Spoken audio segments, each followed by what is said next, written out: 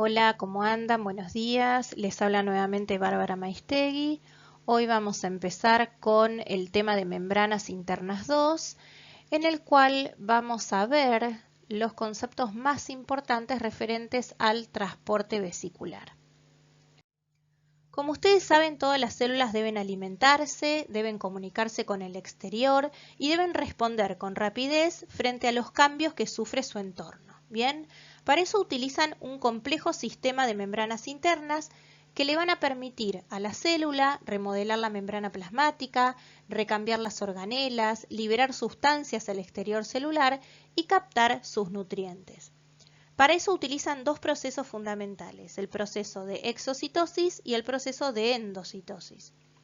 El proceso de exocitosis es aquel proceso a través del cual la célula puede exportar sustancias hacia el exterior celular, y esto lo hace a través de la ruta biosintética secretora.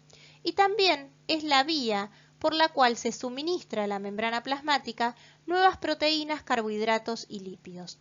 Acá vemos como una vesícula de transporte, al llegar a la membrana plasmática, la membrana de la vesícula se fusiona con la membrana plasmática aportándole nuevas proteínas, carbohidratos y lípidos y liberando la sustancia que transportaba al exterior celular. El otro proceso que les había mencionado previamente es el proceso de endocitosis. A través de este proceso la célula puede incorporar nutrientes.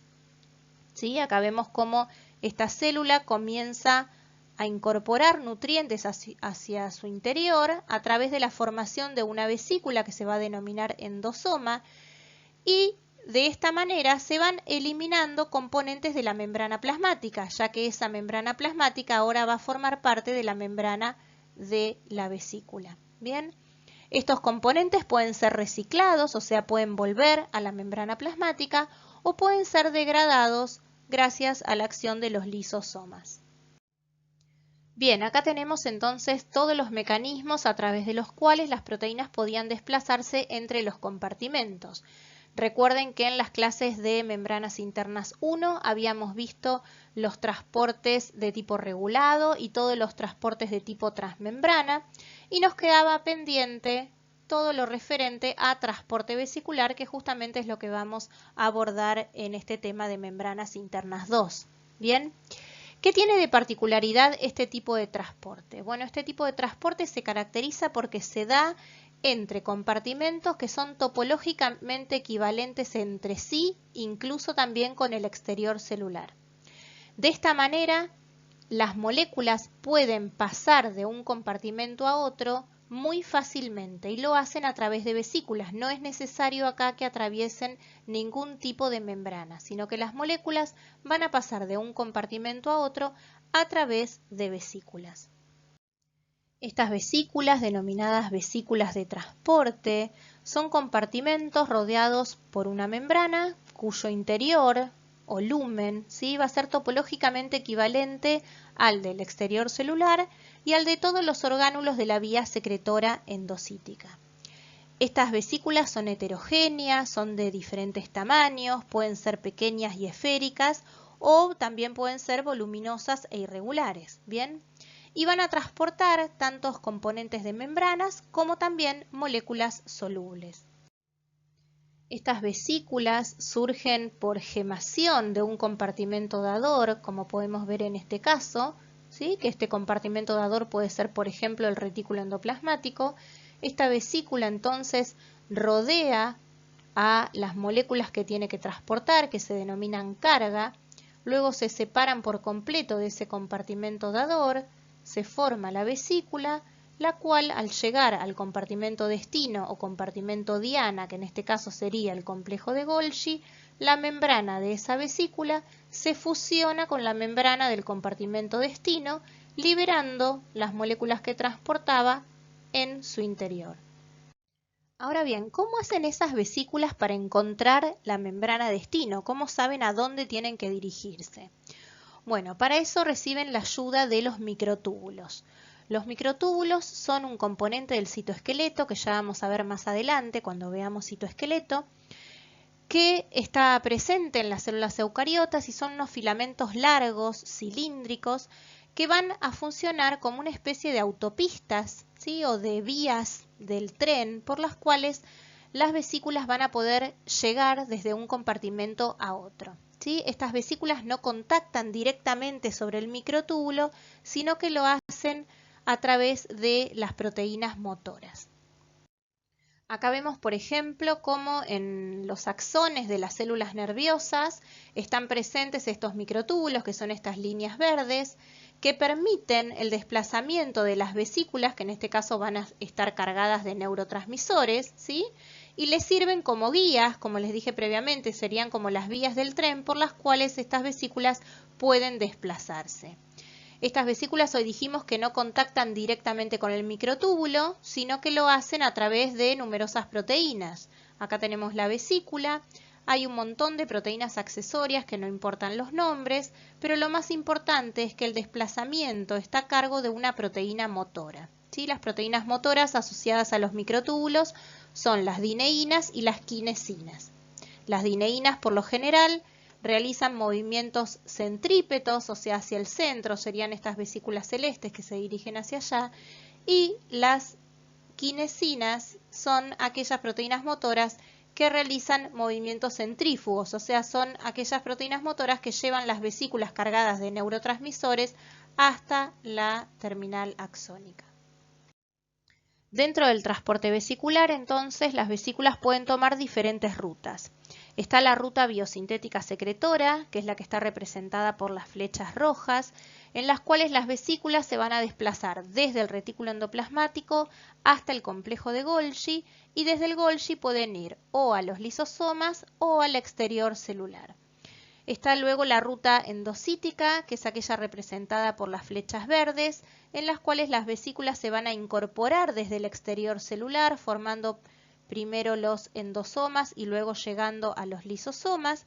Y en ambos casos existen vías de recuperación, o también llamadas de flujo retrógrado, que son las que están representadas por las flechas azules, las cuales van a equilibrar el flujo de membrana entre los compartimentos.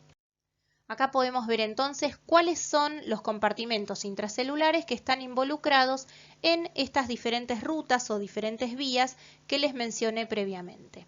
Podemos observar que desde el retículo endoplasmático surgen vesículas que se van a desplazar hacia el complejo de Golgi a través de la vía biosintética secretora que está representada por las flechas rojas.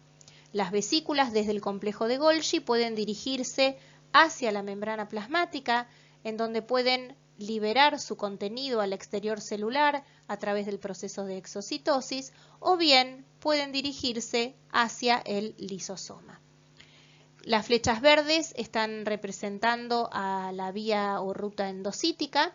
Acá podemos ver cómo una vesícula es incorporada desde el exterior celular. En un primer momento va a formar lo que se llama endosoma temprano.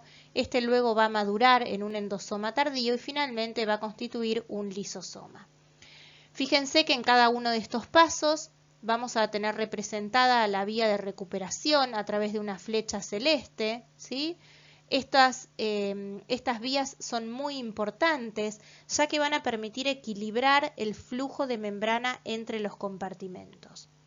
¿Qué significa esto? Imagínense ustedes si desde el retículo endoplasmático estuvieran surgiendo vesículas continuamente y que estas vesículas lleguen al complejo de Golgi. ¿Qué pasaría? La superficie de membrana del retículo endoplasmático se haría cada vez más pequeña y al contrario, la superficie de membrana del complejo de Golgi aumentaría cada vez más. Sin embargo, esto no es lo que ocurre normalmente. Normalmente, la superficie de membrana de todos los compartimentos se mantiene relativamente constante. Y esto se logra gracias a este flujo retrógrado, ¿sí? Gracias a esta vía de recuperación que mantiene constante la superficie de membrana de todos los compartimentos. Las vesículas que emergen de un compartimento deben ser selectivas y solo deben fusionarse con la membrana diana apropiada.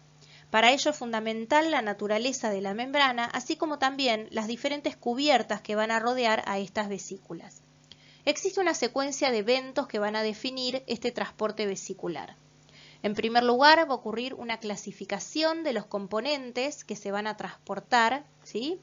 Se van a reclutar proteínas en los dominios de membrana, en la cara citosólica de la membrana, mediante el ensamblaje de lo que se llama una cubierta proteica específica. Luego, esa vesícula va a surgir del compartimento dador por el proceso de gemación.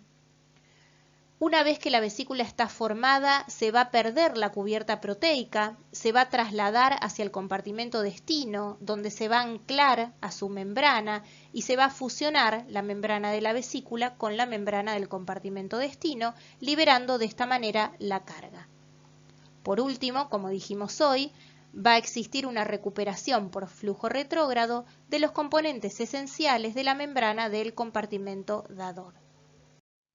Bien, entonces, cuando las vesículas brotan o surgen del compartimento dador, estas van a presentar en su cara citosólica una cubierta proteica, ¿sí? Existen diferentes tipos de cubiertas proteicas. Tenemos aquellas vesículas que están recubiertas por clatrina, que son aquellas que van a transportar materiales desde el complejo de Golgi hacia los lisosomas o desde el complejo de Golgi hacia la membrana plasmática, o incluso aquellas vesículas que son incorporadas desde la membrana plasmática por endocitosis. Luego vamos a encontrar vesículas recubiertas por COP1, que son aquellas vesículas que se desplazan desde el complejo de Golgi hacia el retículo endoplasmático, o sea, aquellas vesículas que se encuentran en un flujo retrógrado. Y por último, tenemos aquellas vesículas recubiertas por COP2. Estas son aquellas vesículas que van desde el retículo endoplasmático al complejo de Golgi. En todos los casos, estas cubiertas proteicas se van a perder antes de que la vesícula se fusione con su compartimento destino. Acá podemos ver las diferentes cubiertas presentes en las vesículas que están involucradas en las distintas etapas del tráfico vesicular. Como dijimos recién, del retículo endoplasmático van a surgir vesículas que van a presentar una cubierta de COP2 y son aquellas que van a dirigirse al complejo de Golgi. Desde el complejo de Golgi hacia el retículo endoplasmático vamos a tener vesículas que presenten una cubierta proteica de COP1, ¿sí? Y aquellas vesículas que van a surgir desde el complejo de Golgi y se van a dirigir a la membrana plasmática o a los lisosomas van a presentar una cubierta de clatrina, así como también esta cubierta la vamos a encontrar en aquellas vesículas que se van a incorporar desde el exterior celular a través del proceso de endocitosis. ¿Cuáles son las funciones que tienen estas cubiertas proteicas?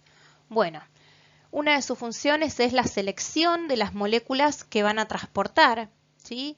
O sea, se van a encargar de concentrar los componentes que deben transportar en la región de la membrana donde surgirá por gemación la vesícula. Y luego también van a modelar la vesícula en formación, ¿sí? Primero van a producir la curvatura necesaria para poder formar la vesícula, se van a observar en un primer momento como fosas en la membrana para luego desprenderse en forma de vesícula esférica. Como dijimos hoy, entonces van a existir tres tipos de cubiertas proteicas que van a rodear a las vesículas. Y una de ellas era la cubierta de clatrina. Bien, cada subunidad de clatrina va a estar formada por tres cadenas polipeptídicas grandes o pesadas, que son las grises que vemos acá, y tres cadenas polipeptídicas más pequeñas, más livianas, que son las amarillas. En conjunto van a formar una estructura de tres brazos que se denomina triskelion.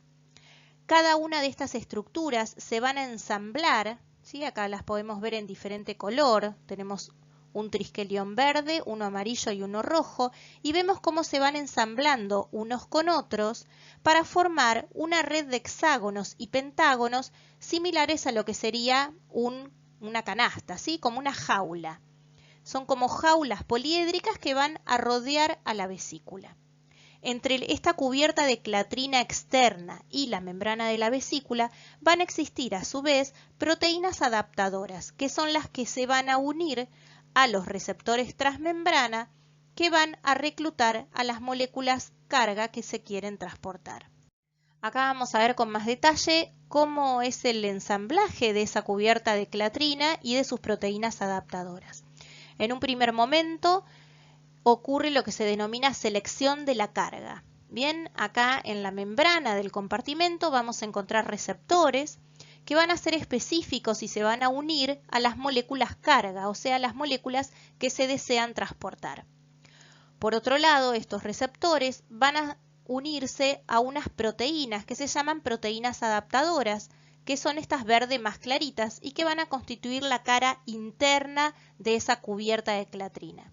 Estas proteínas adaptadoras entonces se unen por un lado al receptor y por el otro lado a las moléculas de clatrina que van a constituir la cara externa de la cubierta de clatrina.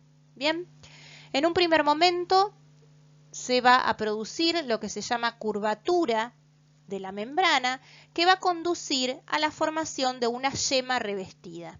Bien, yema revestida se llama cuando esa vesícula todavía no se desprendió por completo, pero ya se encuentra revestida por esta cubierta de clatrina que presenta las moléculas de clatrina de manera externa y las proteínas adaptadoras en la zona interna. En la parte del cuello de esta yema revestida van a actuar diferentes proteínas, entre ellas una que se llama dinamina, que va a permitir el desprendimiento de la vesícula, ¿sí? Una vez que la vesícula se separa, rápidamente se pierden tanto las proteínas adaptadoras como las moléculas de clatrina, ¿sí? Y de esta manera queda una vesícula desnuda que va a dirigirse al compartimento destino. Como dijimos recién, entonces, la separación de esta vesícula recién formada va a requerir de la acción de varias proteínas, entre ellas la dinamina, que van a actuar a nivel del cuello de esta yema revestida y lo que van a hacer es desestabilizar estas bicapas lipídicas permitiendo que ambas bicapas se fusionen y de esta manera la vesícula pueda separarse por completo. Sin embargo, hay algunos casos donde este proceso se encuentra bloqueado debido a la presencia de mutaciones a nivel de la dinamina, ¿sí? Tal es el caso de las mutaciones a nivel de la dinamina que encontramos, por ejemplo, en esta fotografía de la mosca drosófila. Acá podemos ver cómo en su membrana plasmática, esta es la membrana plasmática, tenemos adosadas diferentes vesículas, ¿sí? Este sería el citosol y este es el exterior celular. Estas vesículas estarían incorporándose al citosol a través del proceso de endocitosis. Recuerden que estas vesículas también van a presentar la cubierta de clatrina. En este caso, las mutaciones a nivel de la dinamina evitan que esas vesículas se desprendan por completo y por lo tanto quedan fusionadas a la membrana plasmática.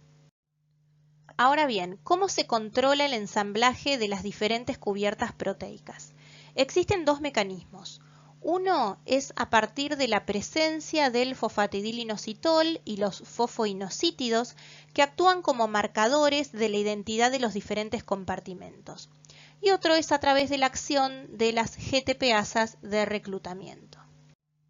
El fosfatidilinositol representa solo el 10% de los fosfolípidos. Sin embargo, este cumple importantes funciones reguladoras como marcador de los diferentes orgánulos y de dominios de membrana.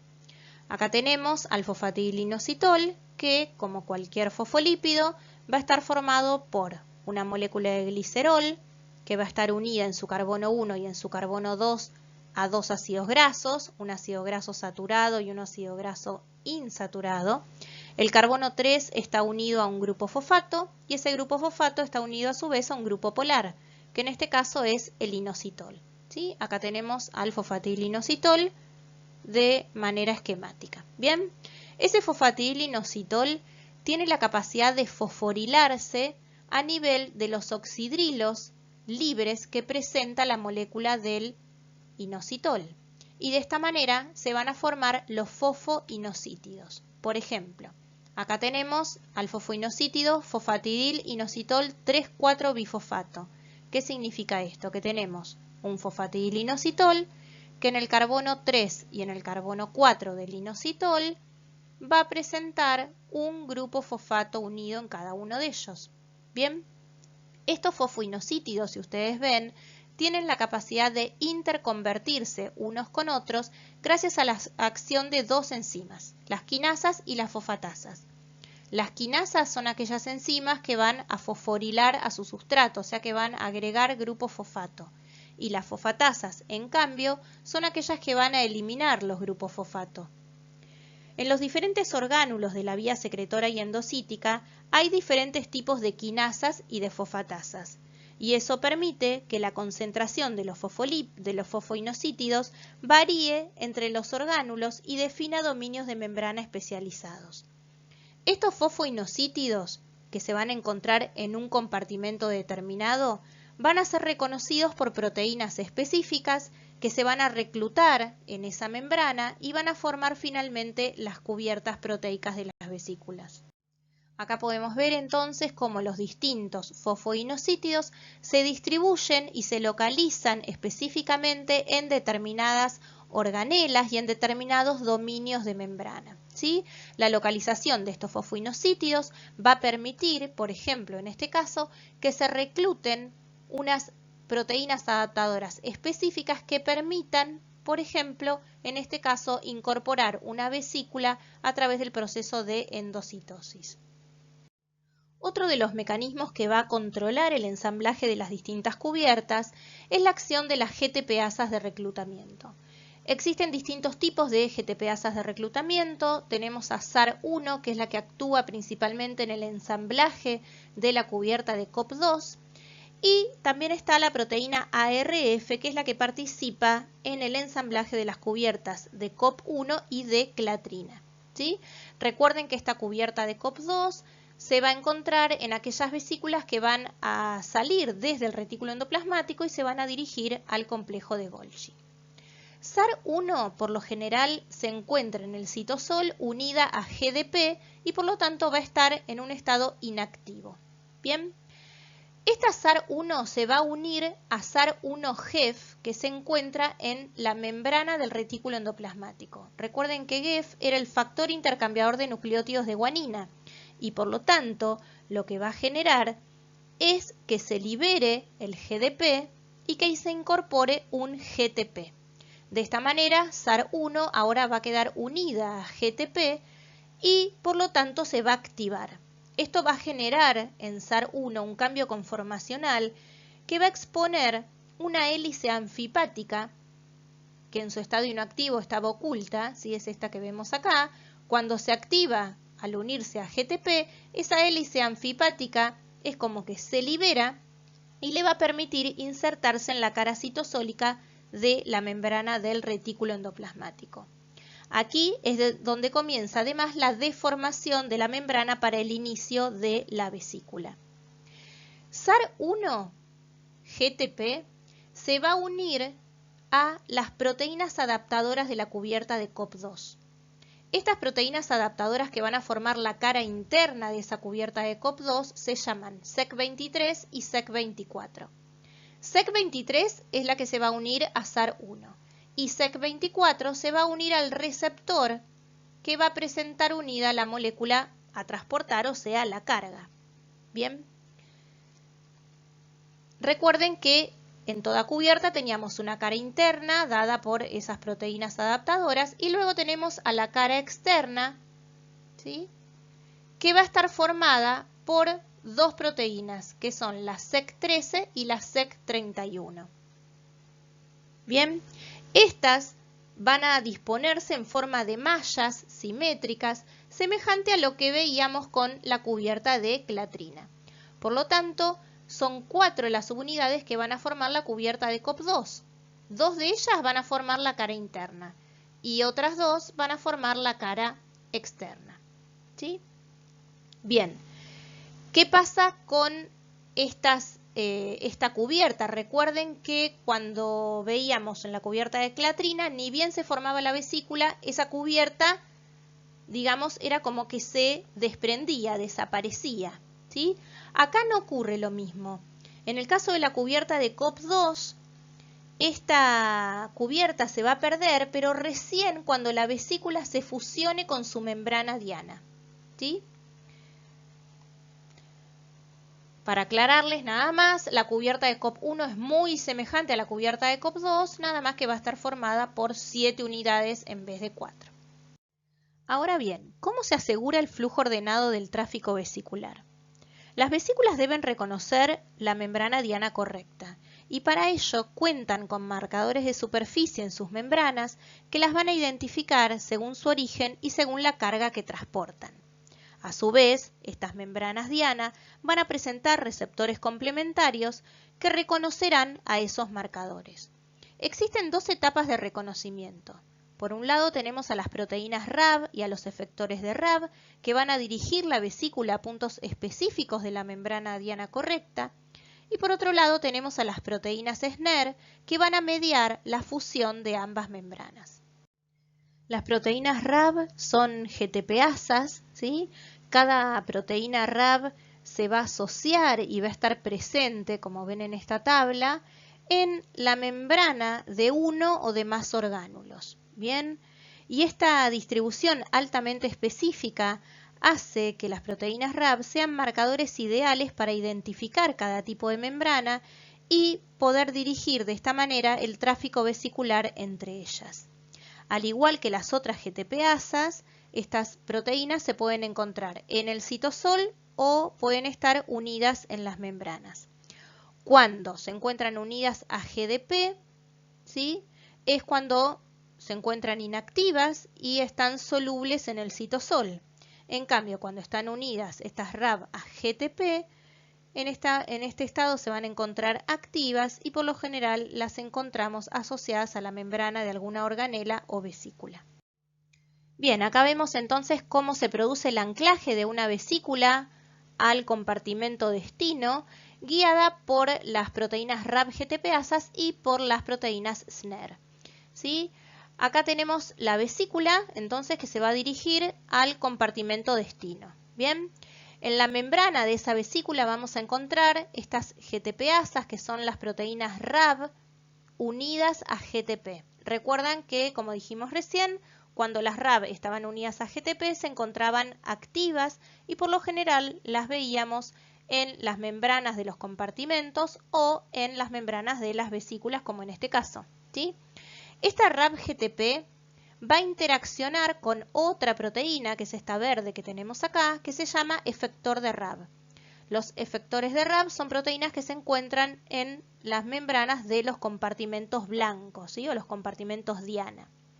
Bien, y son las que van a establecer el primer contacto entre la vesícula y el compartimento destino, ¿sí? Estos efectores de Rab, ¿sí? Son proteínas que tienen diferentes estructuras, hay proteínas motoras o también pueden ser proteínas de anclaje con largos filamentos, ¿sí? Proteínas de amarre filamentosa se llaman, como en este caso, el que vemos en la figura, y son las que van a dirigir y llevar a la vesícula hacia el compartimento destino. En esta última etapa van a participar principalmente las proteínas SNER. Fíjense que vamos a tener dos tipos de proteínas SNER. Las proteínas B-SNER, formadas por una sola cadena polipeptídica, que las vamos a encontrar en la membrana de la vesícula y por eso se llaman B-SNER. Y las proteínas T-SNER, que las vamos a encontrar en la membrana de los compartimentos destino, compartimentos blanco, ¿sí? T-SNER viene de target, que significa blanco o destino en inglés. Bien.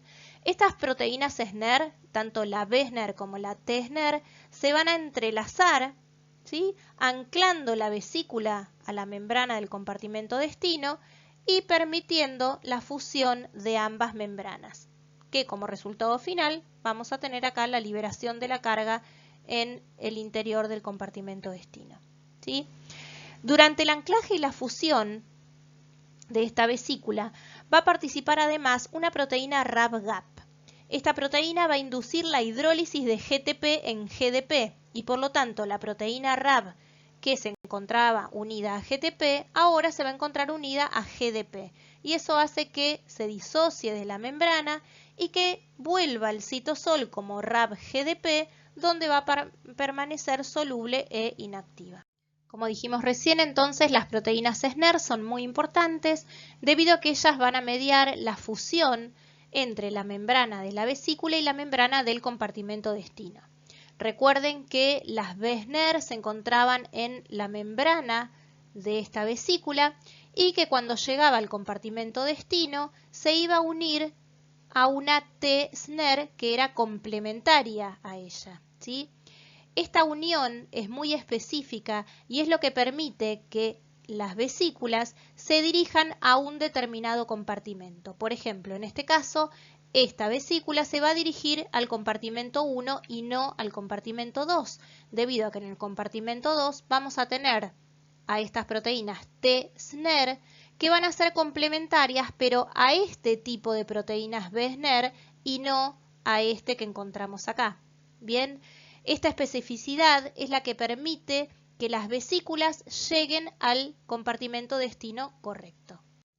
Acá vemos con más detalle cómo esa B-SNER y las T-SNER presentan estos dominios helicoidales que se enrollan unos sobre otros generando una estructura muy estable de 4 hélices, ¿sí?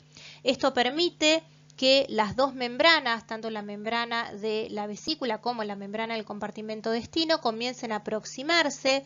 Simultáneamente se van expulsando las moléculas de agua de la interfase.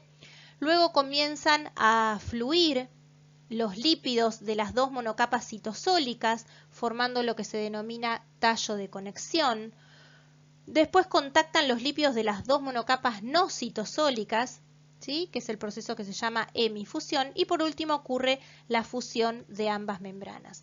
A modo de ejemplo, se sabe que las neurotoxinas, tanto la botulínica como la tetánica, son proteasas que actúan en neuronas específicas sobre los complejos SNER y de esta manera bloquean la transmisión sináptica. ¿Por qué? Porque evitan que esas vesículas se fusionen con la membrana plasmática y por lo tanto no puedan liberar los neurotransmisores al espacio sináptico. Una vez que las proteínas B-SNER y T-SNER permitieron el anclaje y la fusión de la membrana de la vesícula con la membrana del compartimento destino, ese complejo tiene que disociarse. Para ello es necesaria la presencia de este factor, que es una proteína que se llama NSF, que junto con proteínas accesorias va a utilizar energía proveniente de la hidrólisis del ATP para poder disociar finalmente a la B-SNER de las T-SNER. La primera etapa de todo este transporte vesicular es la que se da entre el retículo endoplasmático y el complejo de Golgi. Recuerden que entre estos dos compartimentos vamos a tener un transporte anterógrado y un transporte retrógrado. En el transporte anterógrado, las vesículas presentaban una cubierta de COP2. En cambio, las vesículas que salían del Golgi y se dirigían al retículo endoplasmático a través de un transporte retrógrado presentaban una cubierta de COP1. Acá vemos cómo a partir de la membrana del retículo endoplasmático va a surgir una vesícula por gemación, la cual va a presentar una cubierta de COP2, ¿sí? Esta vesícula no se va a formar en cualquier región de la membrana del retículo endoplasmático, sino que lo va a hacer en regiones especializadas, que no presenten ribosomas y que tengan como característica la presencia de las GTPasas de reclutamiento. ¿Se acuerdan que mencionamos anteriormente que estas SAR1-GTP eran GTPasas de reclutamiento que favorecían la unión de las proteínas adaptadoras que iban a formar parte de la cubierta interna de esa cubierta proteica de COP2, ¿sí? Las proteínas que va a transportar esta vesícula pueden ser proteínas que se encuentren solubles en el interior de esa vesícula o proteínas que se encuentren insertas en la membrana de la vesícula. En ambos casos, tanto las proteínas solubles, que son estas verdes oscuras, como las proteínas insertas en la membrana, que también son verdes oscuras pero están atravesando la membrana, en ambos casos tienen señales de salida, ¿sí?, que les indica que deben transportarse hacia otro compartimento. En el caso de las proteínas solubles, estas se unen a su vez a un receptor de carga. Bien, recuerden que también podían existir proteínas que sean residentes del retículo, o sea que no salgan por una vesícula, sino que se queden cumpliendo su función dentro del retículo y por lo tanto estas proteínas no van a tener una señal de salida, sino que todo lo contrario, van a presentar una señal de retención en su extremo carboxilo terminal. Una, por ejemplo, de esas proteínas residentes del retículo son las proteínas chaperonas, cuya función es permitir el correcto plegamiento de las proteínas dentro del retículo. Y este es un punto de control de calidad dentro del retículo, ya que las proteínas, si no se pliegan correctamente, salen del retículo para degradarse a través de la vía del proteosoma. Como vimos en la clase anterior de membranas internas 1, aquellas proteínas que no se plegaban correctamente y salían del retículo para degradarse en el citosol a través del proteosoma, debían previamente unirse a estas pequeñas proteínas que se llaman ubiquitinas, ¿sí? Mediante un proceso de ubiquitinación. Estas actuaban como una especie de etiquetas que le indicaban a esa proteína que debía dirigirse al proteosoma para ser degradada. No solo el correcto plegamiento es un indicador que les permite a las proteínas poder salir del retículo endoplasmático y dirigirse a otro compartimento, sino que otro punto de control de calidad es el que se da en aquellas proteínas que están formadas por más de una subunidad, o sea, aquellas proteínas multiméricas, ¿sí? En este caso es muy importante que esas subunidades estén correctamente ensambladas para recién ahí poder salir en una vesícula hacia otro compartimento. Las vesículas del retículo endoplasmático entonces van a surgir por gemación, rápidamente van a perder sus cubiertas y se van a fusionar unas con otras a través de una fusión homotípica. La fusión homotípica es aquella que se da entre membranas que provienen del mismo compartimento, ¿sí? A diferencia de lo que sería una fusión heterotípica, que es cuando se fusionan membranas de compartimentos diferentes. Acá, en la fusión homotípica, también van a actuar las proteínas SNER, sin embargo, vamos a tener en la misma membrana tanto T-SNER como B-SNER, ¿sí? En un primer momento va a actuar la proteína NSF, que va a disociar a la B-SNER y a la T-SNER que se encuentran en la misma membrana. Las B-SNER y las T-SNER complementarias van a interactuar. Esto va a permitir que ambas vesículas se fusionen a través de una fusión homotípica y generen un compartimento continuo. Acá vemos entonces cómo esas vesículas que salen del retículo con una cubierta de COP2 rápidamente pierden esa cubierta, ¿sí? Y comienzan a fusionarse unas con otras a través de una fusión homotípica, generando esta estructura continua que se llama agregado túbulo-vesicular. Estos agregados túbulo-vesiculares rápidamente se desplazan a lo largo del microtúbulo y con la ayuda de proteínas motoras hasta el complejo de Golgi con el cual se fusionan. Tanto desde el complejo de Golgi como desde los agregados túbulo-vesiculares pueden surgir vesículas que vuelvan al retículo endoplasmático a través de una vía de recuperación. Recuerden que estas vesículas son las que tenían una cubierta de COP1. ¿Y por qué deben volver esas vesículas? Bueno, pueden volver, por ejemplo, porque proteínas residentes en el retículo puede ser que se hayan escapado y por lo tanto deben volver al retículo endoplasmático, o también para reciclar los receptores de carga o las proteínas SNER que participan en la formación de las vesículas en el retículo endoplasmático. Acá tenemos nuevamente entonces la vía anterógrada donde las vesículas que surgen del retículo van a formar esos agregados túbulo-vesiculares que luego se van a fusionar con el complejo de Golgi, y la vía retrógrada o vía de recuperación donde las vesículas vuelven desde el Golgi o desde los agregados túbulo-vesiculares al retículo. ¿En qué situación ocurre esto? A ver, acá tenemos dentro del retículo endoplasmático dos proteínas, ¿sí? Una amarilla y una rosa. La amarilla es la proteína que se debe transportar y las rosas son proteínas residentes del retículo, o sea, proteínas que deben cumplir su función en el retículo. Pero ¿qué pasa? Muchas veces esas proteínas rosas se escapan del retículo, como en este caso, ¿sí? Llegan a los agregados túbulo-vesiculares y llegan al interior del complejo de Golgi. Esas proteínas residentes del retículo presentan una señal en su extremo C-terminal que se llama señal de recuperación o CADEL. ¿Sí? Acá lo tenemos en mayor detalle. Estas proteínas entonces residentes en el retículo tienen en su extremo C-terminal una señal llamada CADEL. ¿Sí? En la membrana tanto del complejo de Golgi como de los agregados túbulo-vesiculares tenemos receptores que van a reconocer a esa secuencia CADEL. ¿Sí? Por lo tanto, cuando existan estas proteínas que se escaparon del retículo, las mismas se van a unir a esos receptores y van a permitir que se empiece a formar una vesícula con cubierta de COP1 que vuelva entonces al retículo endoplasmático y devuelva a la proteína al lugar donde debe cumplir su función.